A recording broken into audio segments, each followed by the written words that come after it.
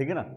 तो आज हम स्टार्ट करेंगे आपका करंट इलेक्ट्रिसिटी चैप्टर। बहुत इजी चैप्टर है और आपको काफ़ी बढ़िया क्वेश्चन, आपको 2 क्वेश्चन एनडीए में आपको जरूर मिल जाएंगे इसके, जो कि आपके चार्जेस और जो उसके मोशन है इससे जुड़े हुए क्वेश्चन होते हैं आपको, राइट। तो आज हम स्टार्ट करते हैं current electricity.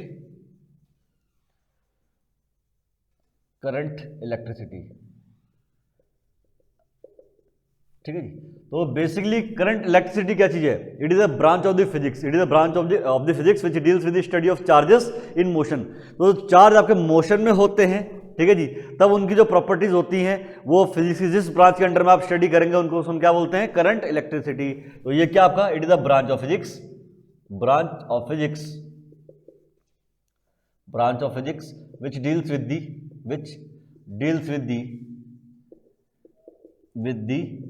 Study of charges, in motion. तो मोशन में जब चार्जेस होते हैं, जब चार्जेस आपके मोशन में होते हैं तो फिजिक्स की जिस ब्रांच के अंडर में आप उसको स्टडी करेंगे दैट इज कॉल्ड क्या? Current electricity. ठीक है जी।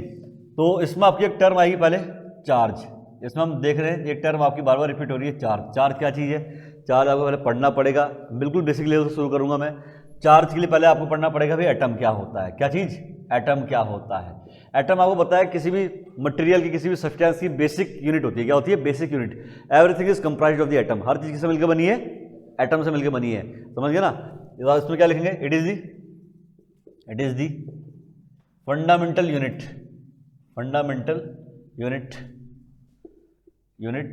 Of matter. किसी मैटर की फंडामेंटल यूनिट है। समझ गए ना। अच्छा जी। अब आप बोलेंगे सर एटम भी तो इलेक्ट्रॉन, प्रोटॉन और न्यूट्रॉन से मिलकर बना है, तो एटम कैसे हो गया? किसी भी सब्सटेंस की जो फंडामेंटल यूनिट है वो एटम कैसे हो गया? क्योंकि सबको पता है आज के टाइम पे कि एटम भी किससे मिलकर बना है? इलेक्ट्रॉन, प्रोटॉन और न्यूट्रॉन।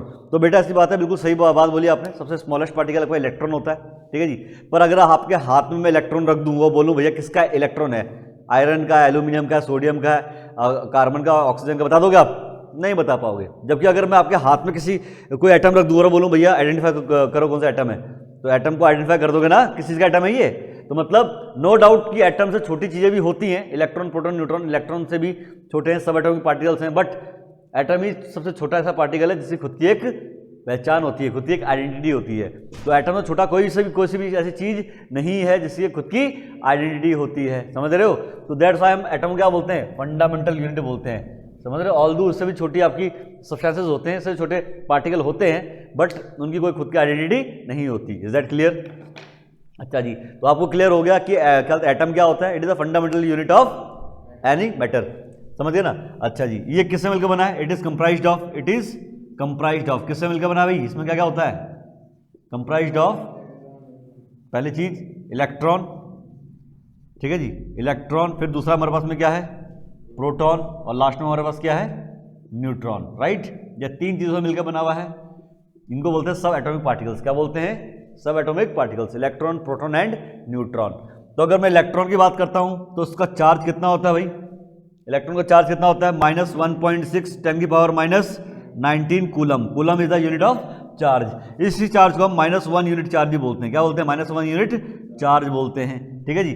मास कितना होता है भाई इसका मास हम लोग कितना लेते हैं? इलेक्ट्रॉन का जो मास हम लेते हैं, मास वो कितना लेते हैं? वो लेते हैं 9.1 10⁻31 kg।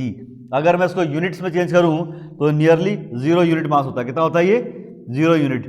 आउट ऑफ दिस 3 सब एटॉमिक पार्टिकल सबसे हल्का पार्टिकल होता है इलेक्ट्रॉन, सबसे हल्का होता है। समझ गए ना। इनफैक्ट इन दोनों से नियरली 2000 टाइम लाइट होता है। कौन? आपका इलेक्ट्रॉन। इसकी लोकेशन कहाँ होती है भाई? लोकेशन कहाँ होता है ये? न्यूक्लियस में। सॉरी, क्या होता है? एटम में एक न्यूक्लियस होता है, न्यूक्लियस के अंदर प्रोटॉन और न्यूट्रॉन होते हैं, उस न्यूक्लियस के अराउंड आपके इलेक्ट्रॉन रिवॉल्व करते हैं। तो आपका एटम में इसकी लोकेशन कहाँ पर होती है? Around the nucleus. कहाँ होती है? Around the nucleus. कोई दिक्कत नहीं यहाँ तक। तो न्यूक्लियस के अराउंड ये गोल गोल घूमता रहता है। तो नेक्स्ट हमारे पास में है प्रोटॉन और नेक्स्ट है न्यूट्रॉन। प्रोटॉन का चार्ज कितना होता है भाई? +1.6 10⁻⁹ कूलम इसका चार्ज होता है, जिसको बोलते हैं हम +1 यूनिट चार्ज। क्या बोलते हैं इसको हम? +1 यूनिट चार्ज। मास कितना होता है भाई इसका? जो मास होता है इसका होता है 1.66 10⁻⁻27 kg, जिसको कि हम क्या लेते हैं? 1 यूनिट मास लेते हैं। क्या लेते हैं? नियरली 1 यूनिट मास लेते हैं, 1 AMU जिसे आप बोलते हैं, है ना। और लोकेशन कहाँ होती है भाई इसकी, प्रोटॉन कहाँ होता है, न्यूक्लियस के अंदर, inside the nucleus, inside the nucleus, inside the nucleus. तो आपने देखा प्रोटॉन आपका जो होता है काफ़ी हैवी होता है as compare to electron. Electron का जो मास का ऑर्डर है 10⁻³ है, इसका जो मास का ऑर्डर है 10⁻² है, समझ गए ना। तो नियरली 2000 टाइम्स ज़्यादा हैवी होता है proton as compare to electron, ठीक। अच्छा जी, दोनों का चार्ज सेम है, इसमें जितना नेगेटिव चार्ज है इलेक्ट्रॉन में उतना ही पॉजिटिव चार्ज प्रोटॉन में है, कोई दिक्कत नहीं आज तक। अब हम बात करते हैं तीसरे सब एटॉमिक पार्टिकल की, न्यूट्रॉन नाम है उसका। न्यूट्रॉन का चार्ज कितना होता है भाई, 0, है ना, न्यूट्रल होता है, 0 यूनिट चार्ज आपका इसमें होता है। मास कितना होता है, इसका जो मास होता है same as that of proton. Proton को जितना मास है लगभग उतना ही मास का होता है, 1.67 10⁻27 kg। इसको भी हम क्या लेते हैं, नियरली 1 AMU मास लेते हैं, या 1 यूनिट मास बोलेंगे इसको, 1 यूनिट मास, समझ गए ना। लोकेशन कहाँ होती है, ये भी कहाँ होता है भाई, न्यूक्लियस के अंदर होता है, एटम के अंदर, न्यूक्लियस के अंदर होता है, inside the nucleus, inside the nucleus. तो आपको पता चल गया कि भैया एटम के अंदर क्या होता है, इलेक्ट्रॉन, प्रोटॉन और न्यूट्रॉन होते हैं, कहाँ पर होते हैं, क्या इनका चार्ज है। आई होप कि आपको समझ में आ गया होगा, समझ गए ना। आपको ये बात अच्छी तरह पता है कि एटम के न्यूक्लियस, एटम के अंदर क्या होता है, एक न्यूक्लियस होता है, उसमें प्रोटॉन और न्यूट्रॉन होते हैं, बाहर आपके इलेक्ट्रॉन रिवॉल्व करते हैं, है ना, गोल गोल इलेक्ट्रॉन घूम रहे हैं, ठीक है जी। अब न्यूक्लियस के अंदर जितने प्रोटॉन होते हैं, न्यूक्लियस के बाहर उतने ही इलेक्ट्रॉन रिवॉल्व करते हैं, पता है ना। तो किसी भी एटम में, इन एन एटम, तो किसी भी उसके एटम में number of protons inside the nucleus, protons inside the nucleus, inside the nucleus, nucleus अंदर जितने प्रोटॉन होते हैं बराबर होते हैं number of electrons outside the, around the nucleus, around the nucleus.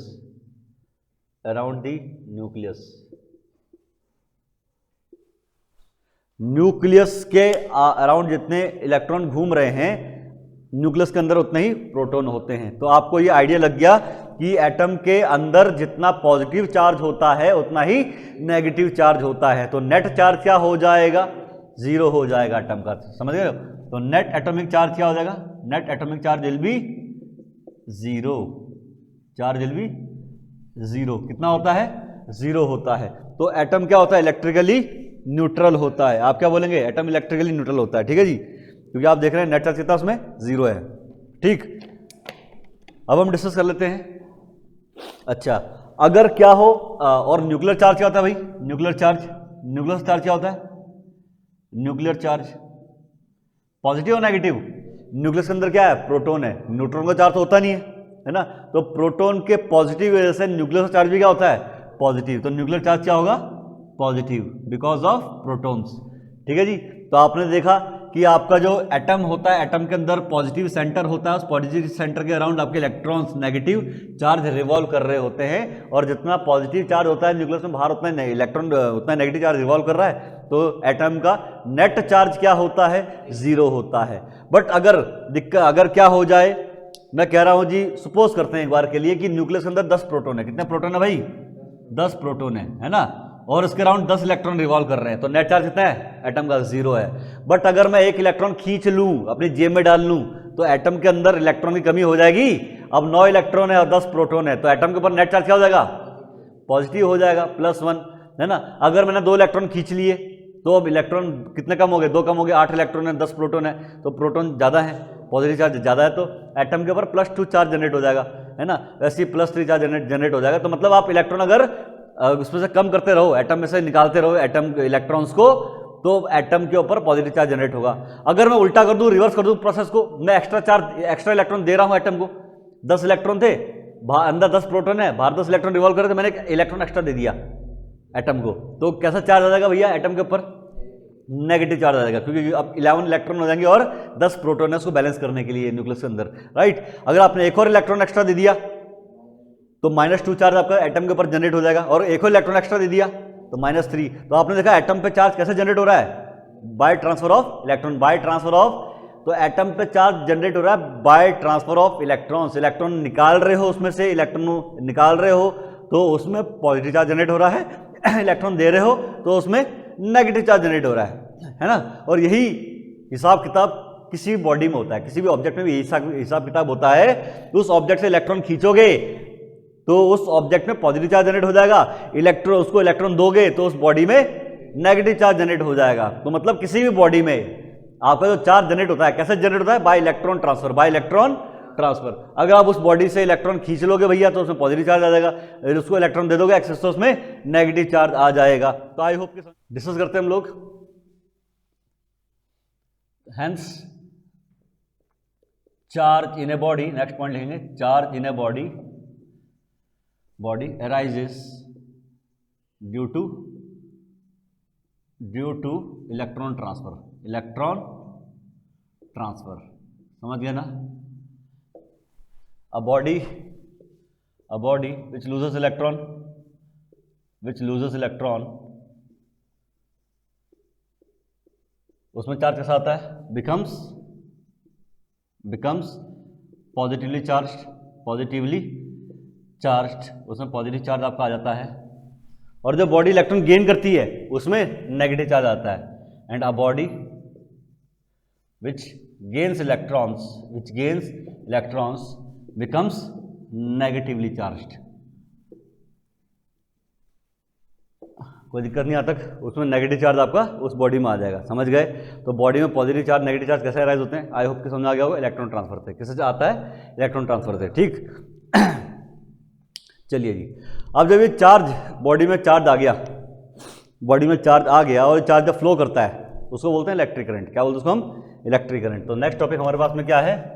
Electric current. Electric current क्या होता है? इलेक्ट्रिक करंट, ठीक है जी। ध्यान रखना, electric current, flow of charge को इलेक्ट्रिक करंट बोलते हैं। क्या बोलते हैं? Flow of charges is known as electric current. तो चार्ज फ्लो करते हैं, समझ गए ना? अच्छा, मैथमेटिकली कैसे डिफाइन कर सकते हैं करंट को? मैथमेटिकली हम लोग करंट को कैसे डिफाइन करें? मैथमेटिकली कैसे डिफाइन करें? Mathematically current is defined as दी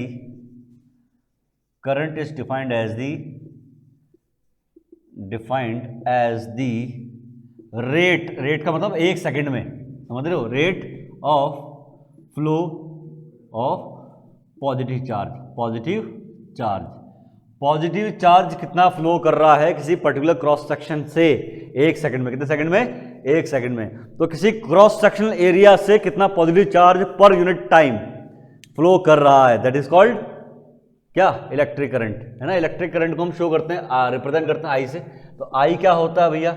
मैं कहता हूं कि स्मॉल टाइम dt में स्मॉल चार्ज dq फ्लो किया किसी क्रॉस सेक्शन से स्मॉल टाइम dt में dq चार्ज फ्लो किया, है ना? तो 1 सेकंड में कितना चार्ज फ्लो करेगा? dq/dt। तो यहां से आपको क्या आ जाएगा? करंट, समझ गए ना? करंट की ऐसा यूनिट क्या होती है भाई? ऐसा यूनिट कूलाम पर सेकंड, ये होती है एम्पियर। ये क्या होती है? एम्पियर, समझ गए? कूलाम पर सेकंड हम क्या बोलते हैं? एम्पियर बोलते हैं। आई होप कि यहां तक आपको समझ में आ गया होगा, ठीक है।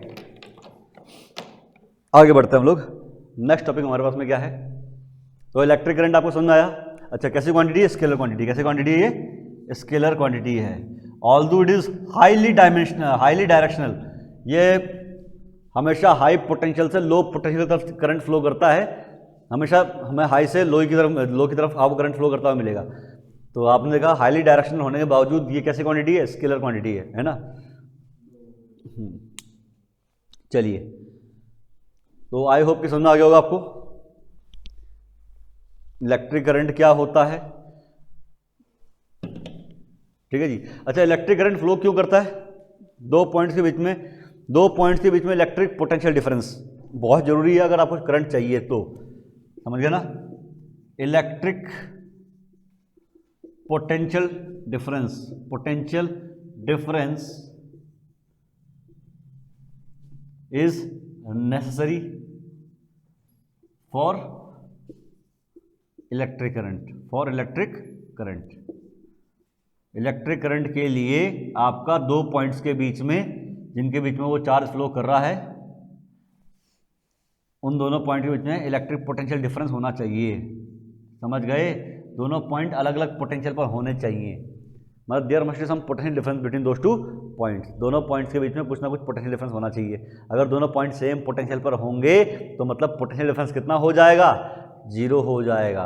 दोनों पॉइंट सेम पोटेंशियल पे, एक 500 वोल्ट पे, दूसरा भी 500 वोल्ट पे, पोटेंशियल डिफरेंस कितना होगा, 0। करंट फ्लो करेगा ही नहीं, समझ रहे हो। तो करंट को फ्लो करने के लिए पोटेंशियल नहीं चाहिए, पोटेंशियल नहीं चाहिए, पोटेंशियल डिफरेंस चाहिए। जिन दो पॉइंट्स के बीच में चार्ज फ्लो कर रहा है, करंट फ्लो कर रहा है, वो दोनों पॉइंट डिफरेंट पोटेंशियल पर होने चाहिए। समझ में आया क्या? ठीक। अब चार्ज को फ्लो करने के लिए पोटेंशियल डिफरेंस हमें चाहिए होता है। पोटेंशियल डिफरेंस को कैपिटल वी से शो करते हैं, शो करते हैं हम लोग कैपिटल वी से, समझ गए ना। तो बात कर लेते हैं पहले इलेक्ट्रिक पोटेंशियल डिफरेंस होता क्या है। Electric potential difference, potential difference, ठीक है जी, VAB। आपको पता है कोई चार्ज जो होता है ना, कोई चार्ज क्यू चार्ज है, जैसे कि ये क्यू चार्ज अपने अराउंड एक इलेक्ट्रिक फील्ड क्रिएट करता है। क्या क्रिएट करता है? इलेक्ट्रिक फील्ड, समझ रहे हो। इस इलेक्ट्रिक फील्ड में ये कैपिटल क्यू चार्ज दूसरे चार्जेस को इन्फ्लुएंस करता है। क्या करता है? दूसरे चार्जेस को क्या करता है? प्रभावित करता है, फोर्स डालता है उनके ऊपर, या तो अट्रैक्टिव फोर्स डालेगा या रिपल्सिव फोर्स डालेगा, डिपेंड करेगा दोनों लाइक चार्जेस हैं या अनलाइक चार्जेस हैं, समझ गए ना। अच्छा जी, अब इसकी इलेक्ट्रिक फील्ड में 2 पॉइंट हैं। कितना पॉइंट है? 2 पॉइंट। एक पॉइंट को ए मान लेते हैं, एक पॉइंट को बी मान लेते हैं, ठीक है जी। अब इन्फिनिटी से +1 कूलम चार्ज को लेके आओ। कितने कूलम चार्ज को लेके आओ? इन्फिनिटी से कहां तक? ए तक, समझ रहे हो। +1 कूलम चार्ज को लेके आओ इन्फिनिटी से कहां तक? बी तक। तो +1 कूलम चार्ज को इन्फिनिटी से ए तक लाने में आपको जो वर्क करना पड़ेगा, वही वर्क क्या है? पॉइंट ए पर इलेक्ट्रिक पोटेंशियल है। वो क्या है? पोटेंशियल, समझ गए। पहले सुन लो इस चीज को, है ना। सपोज करता हूं +1 कूलम चार्ज को इन्फिनिटी से, कहां से भैया? इन्फिनिटी से पॉइंट ए तक लाने में आपने वर्क किया कितना? 100 जूल। कितना वर्क किया? तो पॉइंट ए पर पोटेंशियल कितना होगा? 100 वोल्ट होगा। कितना होगा? 100 वोल्ट। ये एग्जांपल है।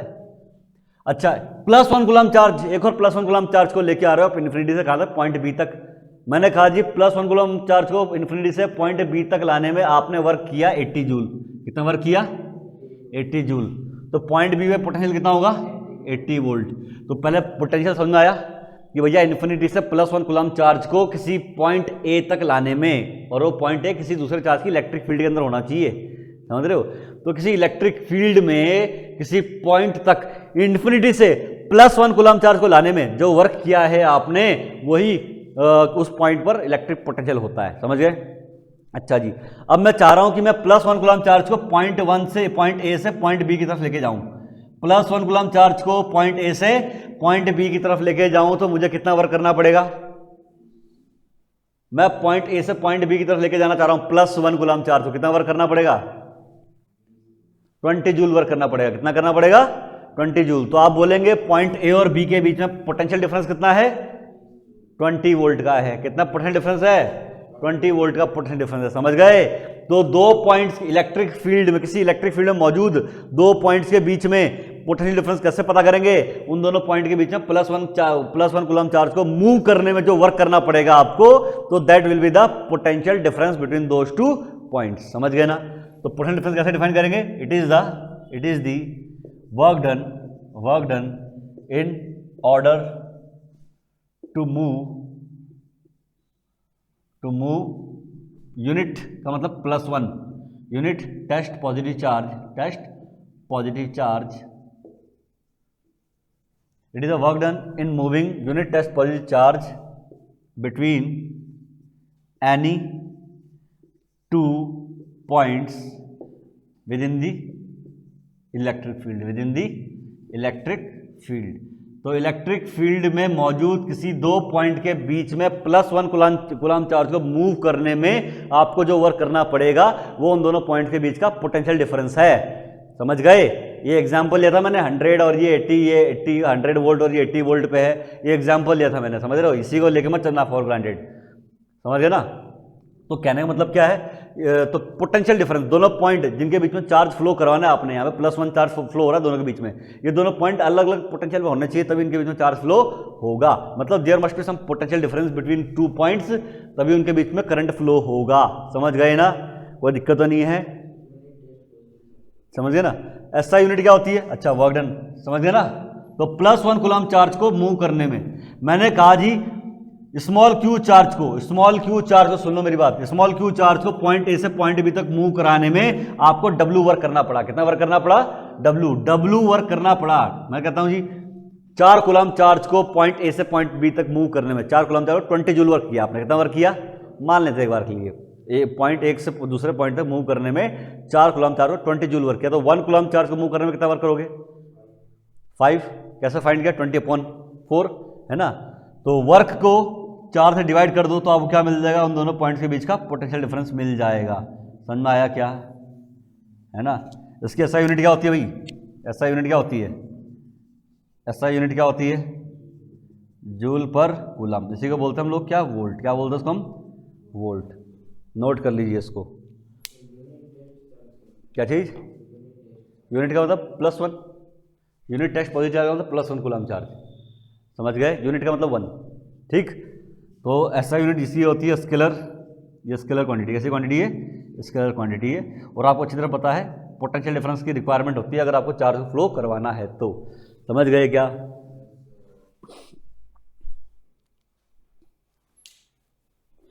चलिए अब आगे बढ़ते हैं हम लोग। नेक्स्ट हमारा इंपॉर्टेंट टॉपिक है ओम्स लॉ। अच्छा, बहुत ही ज़्यादा इंपॉर्टेंट लॉ आपका ये है ओम्स लॉ, जिसको अभी हम डिस्कस करने वाले हैं। ठीक है। तो नेक्स्ट टॉपिक हमारे पास में है ओम्स लॉ। अच्छा, पहले हम बात कर लेते हैं टाइप्स ऑफ करंट। कितने प्रकार के करंट होते हैं, है ना। नहीं, उसकी भी क्या बात करनी है, मतलब कंडक्टर्स के थ्रू जो वायर होती है, मेटल की वायर्स होते हैं, उनमें जो करंट फ्लो करता है उसे कंडक्शन करंट बोलते हैं। ठीक है जी। और जो आपको बताया पानी में जो करंट फ्लो करता है उससे इलेक्ट्रोलिटिक या आयनिक करंट बोलते हैं। समझ गए ना। पानी में जब नमक गेर दो आप, फिर नमक गिरने के बाद उसमें 2 इलेक्ट्रोड डिप करो पानी के अंदर, तो पानी के अंदर जो करंट तैरता है उससे क्या बोलते हैं हम लोग? आयनिक करंट या इलेक्ट्रोलिटिक करंट। समझ गए ना। तो क्योंकि वहाँ पे आयंस की वजह से करंट फ्लो करता है। किसी वजह से करंट फ्लो करता है पानी में? आयंस। इलेक्ट्रॉन की वजह से नहीं करता। जबकि कंडक्टर्स जो होते हैं, कंडक्टर में इलेक्ट्रॉन दौड़ते हैं। क्या दौड़ते हैं? इलेक्ट्रॉन। समझ गए ना। तो पहले थोड़ा कंडक्शन करंट को समझ लेते हैं। कंडक्शन करंट क्या होता है? कंडक्शन करंट, ठीक है जी। अब होता है करंट के फ्लो के लिए हमें क्या चाहिए? चार्जेस चाहिए। क्या चाहिए? चार्जेस, वो चाहे आयंस हो या इलेक्ट्रॉन्स हो। समझ रहे हो। पानी में अगर आप नमक गिरा दो, NaCl गिरा दो, तो आपको पता है पानी के अंदर जाके वो NaCl Na+ और Cl नेगेटिव आयन टूट जाता है। तो पानी के अंदर उन आयंस की, पॉजिटिव आयंस की और नेगेटिव आयंस की बहुलता होती है, बहुत ज़्यादा मात्रा में होते हैं वो। तो वहाँ पर आयंस दौड़ते हैं। क्या दौड़ते हैं पानी के अंदर? आयंस। Na+ इधर जा रहा है तो Cl नेगेटिव इधर जा रहा है। तो वहाँ पर जो करंट होता है, वहाँ पर जो चार्ज फ्लो करते हैं वो आयंस होते हैं। क्या होते हैं? आयंस। वहाँ पे आयंस की वजह से करंट होता है, तो उसको बोलते हैं आयोनिक करंट। क्या बोलते हैं? पर जो आपके मेटल वायर्स होती है, कंडक्टिंग वायर होती है, उनमें क्या होता है? आयंस होते नहीं उनके अंदर, है ना। उनमें होते हैं फ्री इलेक्ट्रॉन्स। उनमें क्या होते हैं? Free electrons. तो यहाँ पे इलेक्ट्रॉन फोकट के हैं भाई, इलेक्ट्रॉन दौड़ते हैं यहाँ पे। क्या दौड़ते हैं यहाँ पे? इलेक्ट्रॉन अपने आप में चार्ज, अपने आप में क्या है? कैसा चार्ज है? Positive negative. समझ गए ना। अभी इस वायर में करंट नहीं दौड़ेगा, चार्ज फ्लो नहीं करेंगे। क्यों? क्योंकि इस वायर के दोनों टर्मिनल सेम पोटेंशियल पर हैं। किस पे है? सेम पोटेंशियल पे। सेम पोटेंशियल पे तो पोटेंशियल डिफरेंस कितना हो गया? 0 हो गया भैया। ये वाला टर्मिनल और ये वाला टर्मिनल सेम पोटेंशियल पे है, पोटेंशियल डिफरेंस 0 है, तो मतलब चार्ज ड्रॉ और चार्ज नहीं दौड़ेगा। पर जैसे ही मैंने इसको बैटरी से कनेक्ट किया, किससे कनेक्ट किया? बैटरी से। इसको पॉजिटिव, इसको नेगेटिव। तो बैटरी क्या करती है? इस वाले एंड को तो हाई पे जोड़ देगी, हाई पे चढ़ा देगी, और इस वाले एंड को इस वाले एंड को तो हाई पोटेंशियल पे चढ़ा देगी बैटरी, और इस वाले टर्मिनल को लोअर पोटेंशियल। छोटा डंडा है ना, छोटा डंडा शो करता है लो पोटेंशियल, बड़ा वाला डंडा हाई पोटेंशियल।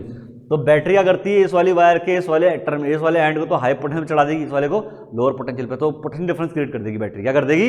इस पीस ऑफ वायर के अक्रॉस पोटेंशियल डिफरेंस क्रिएट कर देगी। तो जो आपके इलेक्ट्रॉन थे ना, फ्री इलेक्ट्रॉन, जो पहले कहीं नहीं जा रहे थे, रुके हुए थे, है ना, अब वो भागना शुरू कर देंगे। किस तरफ? क्योंकि इलेक्ट्रॉन का चार्ज नेगेटिव होता है, तो ये पॉजिटिव टर्मिनल की तरफ अट्रैक्ट होंगे। किस तरफ अट्रैक्ट होंगे? पॉजिटिव टर्मिनल की तरफ अट्रैक्ट होंगे। समझ रहे हो। तो आपके वायर्स जो होती है, कंडक्टिंग वायर्स जो होती है, उसमें क्या दौड़ रहा है? पॉजिटिव चार्ज या नेगेटिव चार्ज? नेगेटिव चार्ज दौड़ रहा है। बट इलेक्ट्रिक करंट की डेफिनेशन क्या थी? Flow of positive charge. Flow of, याद है? Positive charge, rate of flow of positive charge. कितना यूनिट टेस्ट पॉजिटिव चार्ज है ना। तो पॉजिटिव चार्ज पर यहां पर तो इलेक्ट्रॉन दौड़ रहे हैं, पॉजिटिव चार्ज तो दौड़ ही नहीं रहा। तो अगर हम बोलते हैं अगर नेगेटिविटी इस तरफ दौड़ रही है, तो पॉजिटिविटी उल्टी डायरेक्शन दौड़ रही होगी। तो करंट की डायरेक्शन इस केस में क्या होगी, उल्टी होगी। इलेक्ट्रॉन फ्लो के ऑपोजिट डायरेक्शन में करंट की डायरेक्शन हम सपोज करेंगे। तो वायर्स में जो कंडक्टिंग वायर होती है वहां पर पॉजिटिव चार्ज फ्लो नहीं करता, वहां पर नेगेटिव चार्ज इलेक्ट्रॉन्स फ्लो करते हैं आपके। तो इलेक्ट्रॉन फ्लो के ऑपोजिट डायरेक्शन में हम कंडक्शन करंट की डायरेक्शन सपोज करते हैं। समझ गए? तो आई क्या है, ये क्या है, डायरेक्शन ऑफ आई क्या है, ये है कंडक्शन करंट। क्या है ये, समझ गए ना, कंडक्शन करंट। तो याद रखना इसमें चार्ज कैरियर्स क्या होते हैं। अच्छा, इलेक्ट्रॉन कहाँ की तरफ फ्लो कर रहे हैं, छोटे डंडे से बड़े डंडे की तरफ फ्लो कर रहे हैं, समझ रहे हो। तो इसमें direction of conduction current, direction of conduction current मतलब कंडक्टिंग वायर्स जो होती हैं, मेटल वायर्स, उनके अंदर जो करंट होता है कंडक्शन करंट, तो उस कंडक्शन करंट की जो डायरेक्शन होती है it is always opposite to the flow of electrons, to the direction of flow of electrons. तो इलेक्ट्रॉन फ्लो के ऑपोजिट डायरेक्शन में कंडक्शन करंट की डायरेक्शन हम लोग सपोज करेंगे। कोई दिक्कत यहां तक भाई, सिंपल सी चीज है ना, इसमें ज़्यादा कंफ्यूजन होनी भी नहीं चाहिए। ठीक, तो हमें ये समझ आ गया। और करंट किस तरह दौड़ रहा है, ध्यान से देखो आप लोग, करंट किस तरह दौड़ रहा है, करंट दौड़ रहा है यहां से ऐसे जा रहा है ना, करंट ऐसे जा रहा है, हायर पोटेंशियल से लोअर पोटेंशियल की तरफ जा रहा है, बड़े वाले डंडे से छोटे वाले डंडे की तरफ जा रहा है। तो direction of current is from higher potential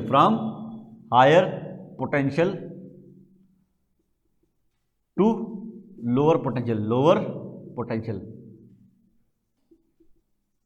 higher potential से लोअर पोटेंशियल की तरफ करंट फ्लो करेगा। कोई दिक्कत है क्या यहाँ पे? इनफैक्ट यही चीज इंपॉर्टेंट है इसमें, ओम्स लॉ। ठीक है जी, ओम्स लॉ क्या बोलता है भाई, पहले आता होगा पता कि भैया वायर के अक्रॉस पोटेंशियल डिफरेंस होना जरूरी है। तो वायर का जो वायर को हम कैसे शो करते हैं, ऐसे शो करते हैं, इस तरह जिगजैग लाइन के स्ट्रक्चर से वायर को शो करते हैं। यहाँ पे भी करंट फ्लो नहीं कर रहा, है, करंट फ्लो क्यों नहीं कर रहा है इस वायर से, क्योंकि दोनों टर्मिनल के अक्रॉस पोटेंशियल सेम है, पोटेंशियल डिफरेंस 0 है, तो करंट फ्लो नहीं करेगा। तो मैंने इसको क्या कर दिया, बैटरी से कनेक्ट कर दिया। किससे कनेक्ट कर दिया इसको, बैटरी से। समझ गए ना, बैटरी क्या करेगी भाई, बैटरी करेगी इस वाले टर्मिनल को, इस वायर के इस वाले टर्मिनल को हाई पोटेंशियल चढ़ा देगी और इस वाले टर्मिनल को लोअर पोटेंशियल पे कर देगी, है ना। तो पॉइंट ए बी जो ये है, जहाँ पे अभी करंट फ्लो नहीं कर रहा था, दोनों के अब ए बी के अक्रॉस पोटेंशियल डिफरेंस क्रिएट हो गया, जिसकी वजह से करंट फ्लो करना शुरू कर देगा, है ना। आई करंट फ्लो करना शुरू कर देगा, है ना। मैं कह रहा हूँ जी ये V पोटेंशियल डिफरेंस प्रोवाइड कर रही है सर्किट में। कितना पोटेंशियल डिफरेंस क्रिएट कर रही है ये battery, V potential difference. V क्या है, पोटेंशियल डिफरेंस। क्या है ये, पोटेंशियल डिफरेंस, समझ रहे हो, ऑफ, या इसी को बोलते हैं वोल्टेज। क्या बोलते हैं इसको हम, सिंपल लैंग्वेज में वोल्टेज बोलते हैं, वोल्टेज। तो बैटरी ने V वोल्टेज प्रोवाइड किया सर्किट में। तो जितना ज़्यादा बैटरी पोटेंशियल डिफरेंस प्रोवाइड करेगी इस सर्किट में, उतना स्ट्रॉन्ग करंट फ्लो करेगा। बिकॉज करंट किस पे डिपेंड करता है कि ए और बी के अक्रॉस कितना पोटेंशियल डिफरेंस है, समझ गए ना। तो ओम्स लॉ क्या कहते हैं, एट कांस्टेंट टेम्परेचर, अगर टेम्परेचर कांस्टेंट है, at constant temperature the current flowing in the wire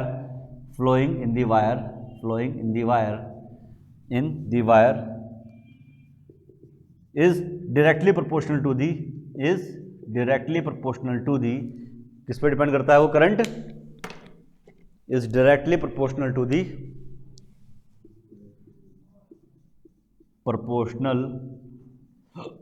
the potential difference